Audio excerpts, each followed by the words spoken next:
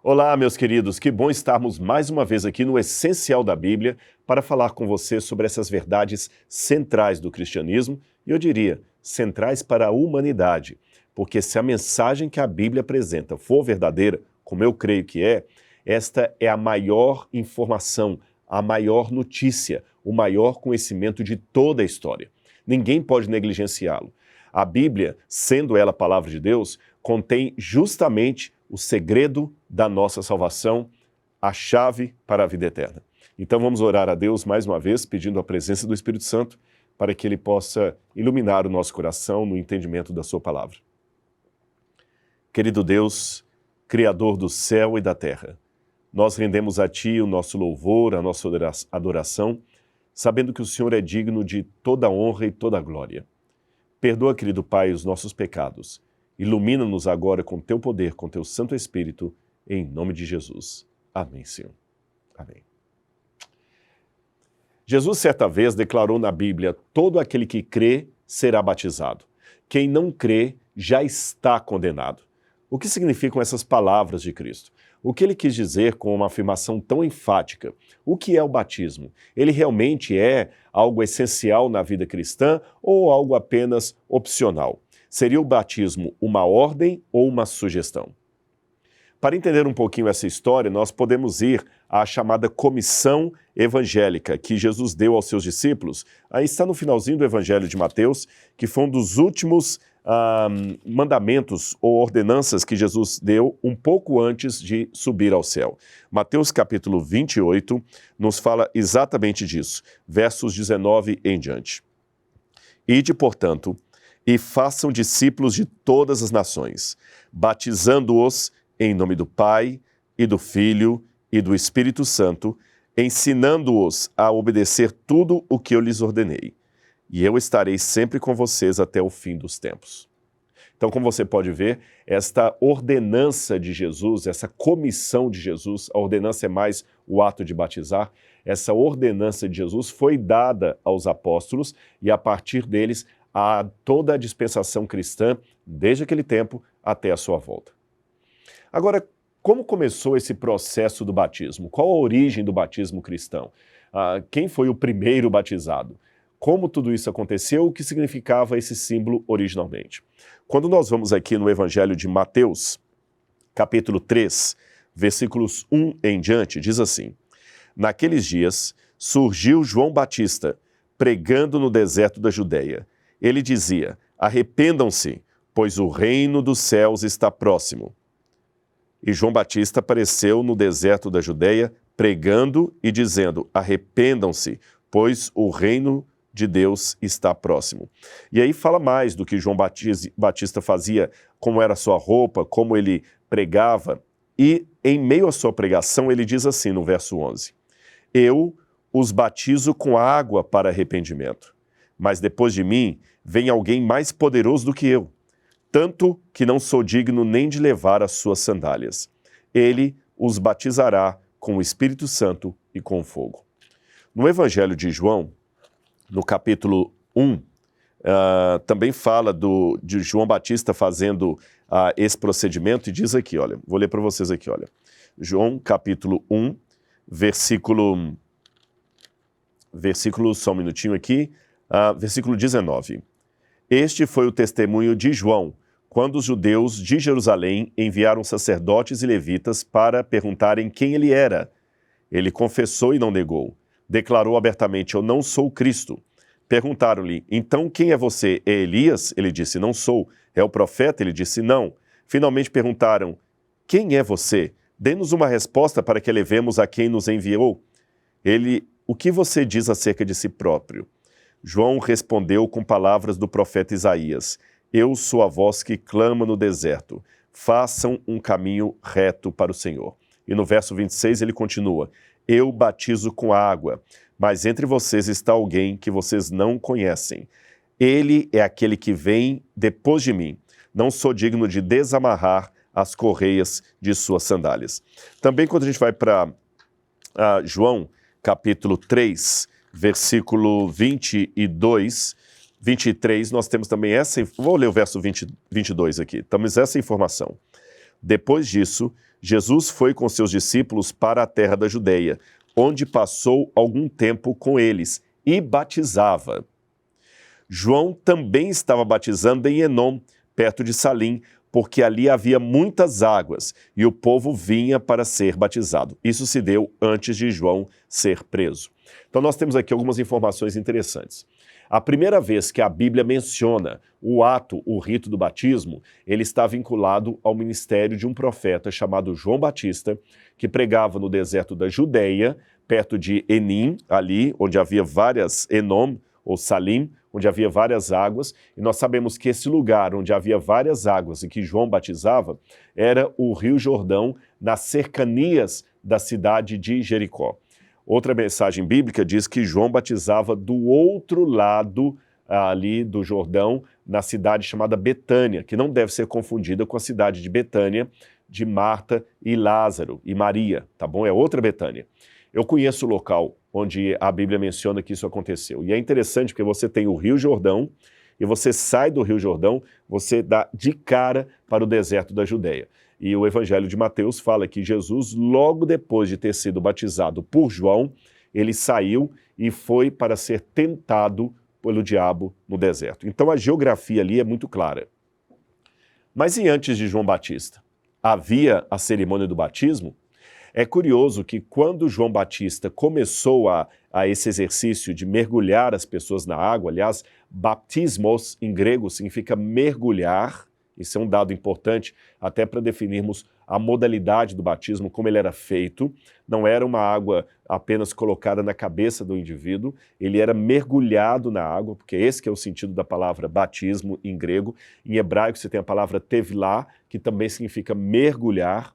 Então, como João batizava, daí o apelido João Batista, João o mergulhador, João o batizador. Os fariseus, os escribas e outras pessoas que vão inquirir a João a respeito do seu ministério, perguntam para ele assim num dado momento, com que autoridade você batiza? Esta pergunta ela é crucial porque dá a entender que eles não perguntaram para João, o que é isso que você está fazendo? Ao contrário, a indagação foi, com que autoridade você batiza? Em outras palavras, eles conheciam o rito. O que eles questionavam era a autoridade de João para realizá-lo.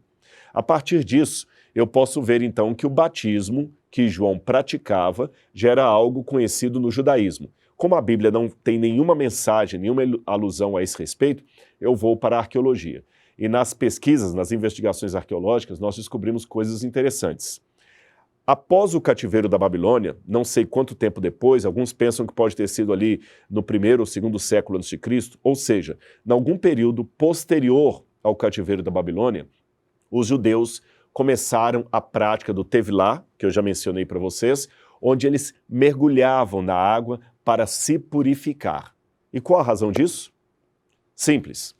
Imagine que o cativeiro da Babilônia foi o período assim, de maior terror para os judeus. Os 70 anos que eles ficaram ali no exílio da Babilônia foi talvez o maior castigo que Deus poderia ter dado àquela população. Foi pior do que o período em que passaram como escravos no Egito. Por quê? No Egito, eles entraram num clã, entraram voluntariamente e lá foram escravizados. Na Babilônia, não. Eles estavam com sua terra já emancipada, o seu templo, a sua capital, a sua riqueza, os seus reis. Aí vieram os babilônios, sob o comando de Nabucodonosor, prenderam os judeus, queimaram o templo, levaram os judeus em cativeiro. Então a humilhação foi muito maior. E a mensagem do profeta era muito clara. Vocês irão como exilados para a Babilônia por causa dos pecados que vocês cometeram. Porque vocês quebraram a lei de Deus, quebraram os mandamentos de Deus. Em virtude disso, quando o cativeiro da Babilônia terminou, o grande drama, o grande temor dos judeus era voltar para a Babilônia. Então, o axioma mental deles era o seguinte, ora, se a quebra dos mandamentos me jogou no cativeiro, o que eu tenho que fazer agora para evitar ir novamente para o cativeiro é não quebrar os mandamentos. Aí tem um provérbio que diz que quem se queima com leite quente passa a soprar até iogurte. Ou seja, você agora parte do 8 para o 80. Se a lei de Deus antes era algo que cercava o povo protegendo-os do pecado, agora, depois do cativeiro da Babilônia, a lei se tornou um objeto a ser protegido, cercado. Ou seja, aquilo que antes me protegia, agora é algo a ser protegido. Aí, o modo prático de proteger a lei seria evitando que qualquer membro do povo pudesse quebrar um dos mandamentos. Então vamos pegar, por exemplo, o mandamento do sábado. A Bíblia fala para guardar o 7º dia do sábado. Então o judeu pensava, olha, mas imagine que no sábado a minha mulher está olhando no espelho e ela vê um fio de cabelo branco e ela arranca o cabelo. Será que ela estaria fazendo o cabelo no Shabat, no sábado? Então, para evitar que isso aconteça, vamos criar uma lei adicional. Mulher no sábado não pode olhar no espelho. Imagine que eu estou chupando uma fruta ou comendo uma fruta e eu cuspo o caroço dela no chão e o caroço germina. E isso aconteceu num sábado. Eu plantei no sábado, estou quebrando o mandamento. Então vamos colocar uma nova lei. É proibido cuspir no chão no sábado. É proibido cuspir semente de fruta no sábado. E assim por diante.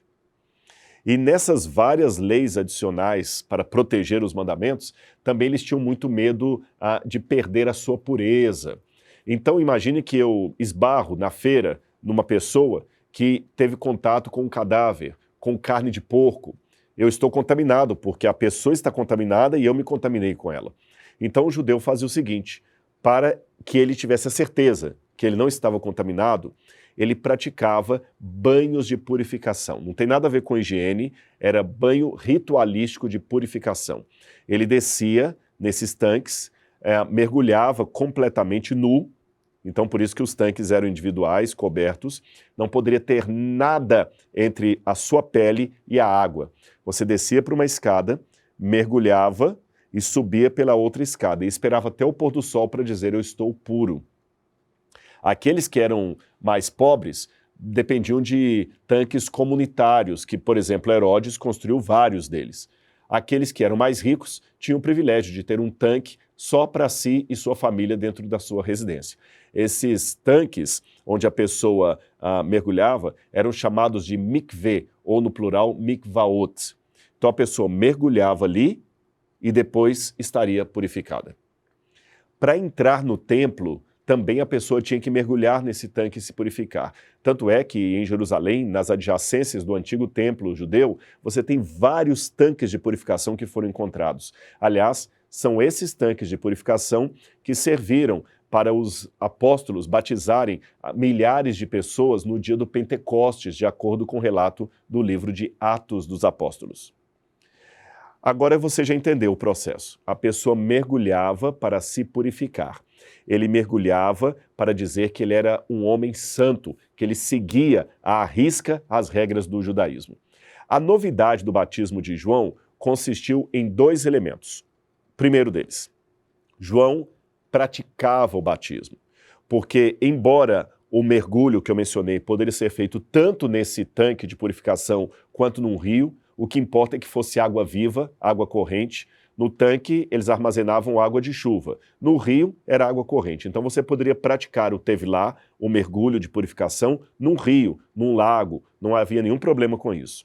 Mas a novidade de João é que, em vez da pessoa mergulhar sozinha, ele, João, praticava o mergulho. Tá certo? Numa forma de mostrar, olha, você não pode sozinho se purificar. Você tem que ser humilde e depender da ação de outro. Esse foi o primeiro elemento inovador do batismo de João. O segundo elemento inovador é que a purificação pela qual os judeus passavam era um emblema, um sinal externo de que ele era um homem santo, impoluto, que estava de bem com a vida, de bem com a religião e que guardava fielmente os mandamentos. Mas na versão de João, ele falava, não, vocês vão se batizar para mostrar ao mundo que é o contrário, vocês são pecadores e precisam de salvação. Por isso que João chamava o seu batismo de arrependimento, enquanto os judeus chamavam o mergulho de purificação. Então olha bem, o judeu mergulhava sozinho, e aquele era um rito de purificação. João mergulhava as pessoas e chamava aquilo de batismo de arrependimento. Não é para se purificar, é para admitir que você tem pecados que precisam ser perdoados. Na continuação, Jesus é batizado por João e Jesus, como nós lemos em João aqui, no Evangelho agora eu digo, também começou a batizar com seus discípulos, embora o próprio Jesus não fazia o batismo. Apenas os apóstolos é que iam fazendo aquele rito. E quando a igreja cristã começa efetivamente, aquele batismo de João é adaptado ao movimento cristão. De que maneira? Ele se torna agora um rito de iniciação ao cristianismo. A pessoa, para se tornar membro do segmento cristão, tinha que passar por um único rito de purificação ou de batismo, de arrependimento, que nós chamamos de batismo. Então, resumindo, depois do cativeiro da Babilônia, os judeus inauguraram ritos de purificação a partir do mergulho na água. João Batista inova esse simbolismo, criando o batismo de arrependimento. E no cristianismo, o batismo de arrependimento de João se torna um rito de iniciação. Você se batiza para iniciar a sua vida agora espiritual no cristianismo. Não é mais para se purificar, nem cada vez que você se arrepende, ficar se batizando. Não, mas você agora entra no cristianismo a partir desse rito, que é um rito que representa também o novo nascimento. Aliás, essa ideia do novo nascimento, ela nasce de um diálogo que Jesus teve muito interessante no capítulo 3 do Evangelho de João, com um homem chamado Nicodemos. Nicodemos era um grande líder do judaísmo da época de Jesus, mas mesmo sendo um grande fariseu, um grande líder, um grande teólogo judeu, ele tinha as suas perplexidades espirituais. O Evangelho de João, no capítulo 3, verso 1, diz assim: havia um fariseu chamado Nicodemos, uma autoridade entre os judeus. Ele veio a Jesus à noite e disse: Mestre, sabemos que ensinas da parte de Deus, pois ninguém pode realizar sinais miraculosos, os que estás fazendo, se Deus não estiver com ele. Aí Jesus ouviu o elogio e disse para ele: digo-lhe em verdade, ninguém pode ver o reino de Deus se não nascer de novo. Isso deu um nó na cabeça do sábio Nicodemos. Ele perguntou: mas nascer de novo? Como assim? O senhor quer dizer que um homem pode entrar na barriga de uma mulher e nascer uma segunda vez? Não, não se trata disso. Muito menos de reencarnação. Mas Jesus, de maneira muito assim, carinhosa e ao mesmo tempo irônica, repreendeu o sábio Nicodemos, dizendo: olha, Nicodemos, eu estou te explicando aqui uma coisa tão simples e você não está entendendo. Como é que você quer entender as coisas do céu? Eu vou te explicar, Nicodemos.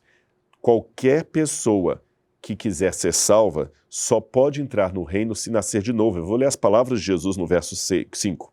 Digo-lhe a verdade, ninguém pode entrar no reino de Deus se não nascer da água e do Espírito. O que nasce da carne é carne, mas o que nasce do Espírito é Espírito. Percebeu?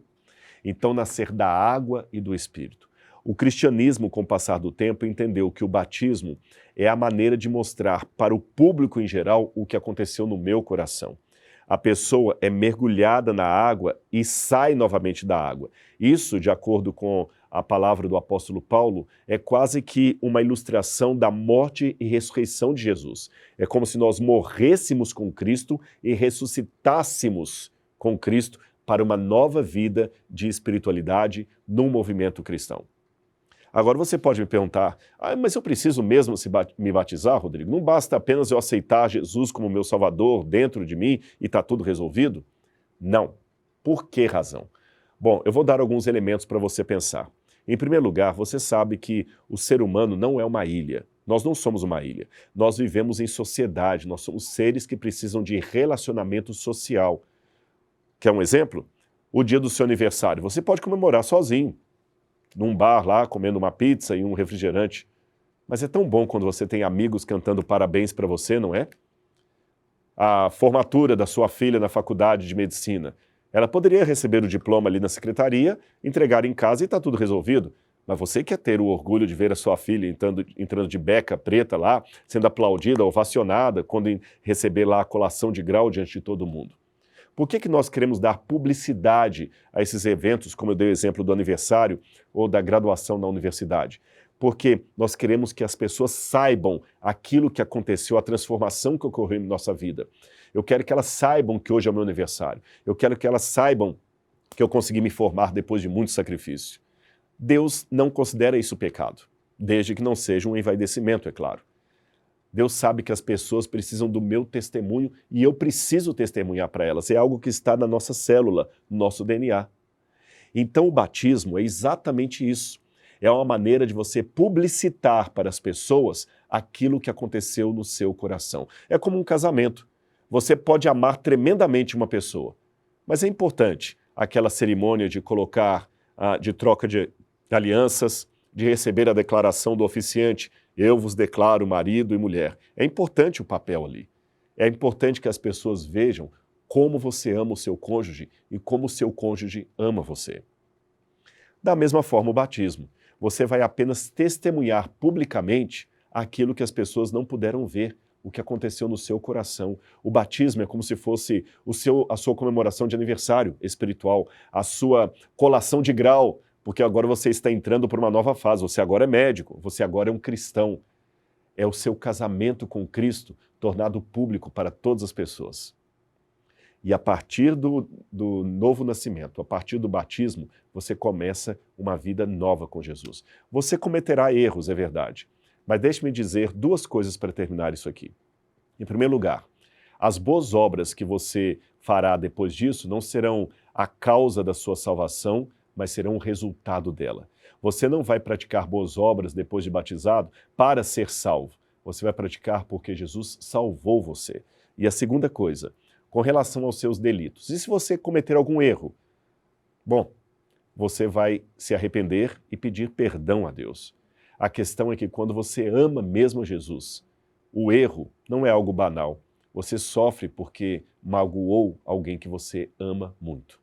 Então, se você que está assistindo esse vídeo hoje ainda não passou pela experiência do batismo, eu convido você, procure estudar a Bíblia mais a esse respeito. O que significa nascer das águas e do Espírito, ser nova criatura. É lógico que há casos excepcionais. Jesus estava na cruz do Calvário com 2 ladrões, um deles foi salvo sem ser batizado, porque ele pediu a Jesus a salvação naquele dia, não deu nem tempo. Mas casos excepcionais devem ser tratados de maneira excepcional.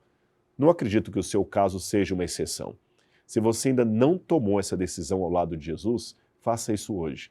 Eu fui batizado e garanto para você, a vida com Cristo é uma maravilha. É uma vida de salvação, de alegria, porque você agora é uma nova criatura. Eu espero que você tenha entendido esse estudo do batismo, a importância dele e tenha tomado uma decisão em sua vida, de ter agora uma nova caminhada com Cristo Jesus e assim descer às águas sendo batizado. Em nome do Pai, em nome do Filho e do Espírito Santo. Que Deus abençoe você e a gente se encontra para o nosso próximo estudo aqui no Essencial da Bíblia.